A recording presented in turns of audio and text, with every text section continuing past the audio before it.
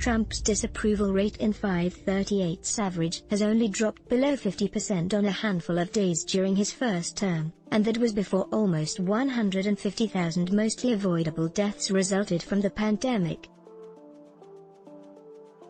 He can't win by persuading voters that he deserves another term or by turning out his dwindling base. But everyone knows he won't go down without a fight. Suppressing the anti-Trump vote is his best hope of clinging to power. Trump and his allies are trying to rig the election right now. They're doing it in a fairly obvious way, right before our eyes.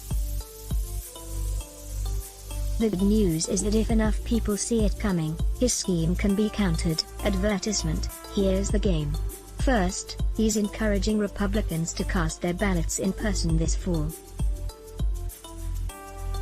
His attacks on voting via absentee ballot, which is how he and many within his inner circle habitually vote, are driving suspicion among GOP voters toward absentee ballots, according to the Washington Post. In several primaries this spring, Democratic voters have embraced mail ballots in far larger numbers than Republicans during a campaign season defined by the coronavirus pandemic, and when they urge their supporters to vote by mail. GOP campaigns around the country are hearing from more and more Republican voters who say they do not trust absentee ballots, according to multiple strategists. This, per the Post, is alarming Republican strategists, who say it could undercut their own candidates, including Trump himself. This would likely be true if state and local election officials all had the funding and the motivation to prepare now for a massive shift to absentee ballots. But a number of competitive states are not making those preparations, and Republicans are fighting on multiple fronts to prevent election officials from setting up a smooth and safe process for voting during a pandemic. Meanwhile, the U.S. Postal Service is facing a fiscal crisis created by Republicans, and Trump recently appointed a loyalist, Louis DeJoy, to serve as Postmaster General, causing an exodus of career officials from the agency.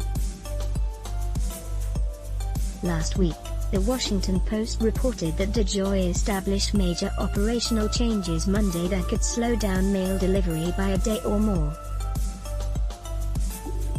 Advertisement: Mark Elias, citing a USPS Inspector General report, writes that in states where voters can request absentee ballots within 7 days of Election Day, it's highly unlikely that voters will be able to return mail ballots on time, and in states where voters can request absentee ballots within 3 days of Election Day, it will be basically impossible for some voters to return mail ballots on time.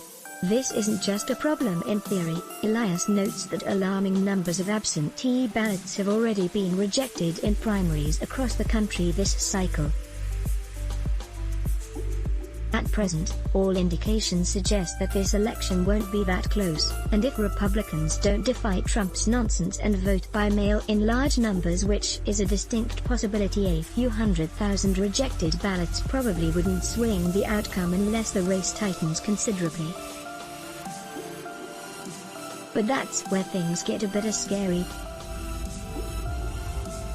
We know Trump won't accept the results if he loses because he didn't accept them when he won, and he's already claimed that the election will be plagued by massive fraud. A logjam with absentee ballots could keep the outcome close, but perhaps more importantly, it could lead to him winning on election night on his way to a resounding defeat in the days and weeks that follow as the rest of the ballots are counted. Days and weeks in which they'd attempt to get as many absentees rejected as possible. Advertisement: that would give him and the conservative media a window to delegitimize the results, which could potentially pave the way for a constitutional crisis that either the courts or the House of Representatives could resolve in Trump's favor. Fortunately, this is all counterable.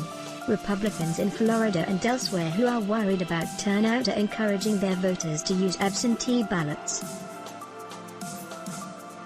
The Democrats have several groups spending tens of millions on promoting voting by mail and fighting to protect the results of the election in the courts and potentially in the streets. We can expect Democrats and their allies to educate their voters about the importance of requesting absentee ballots as early as possible and sending them in promptly. Advertisement: the potential problems outlined above aren't going to catch anyone by surprise. Let's block ads. Why? Show your love for him. Click the link in description. Thanks for watching.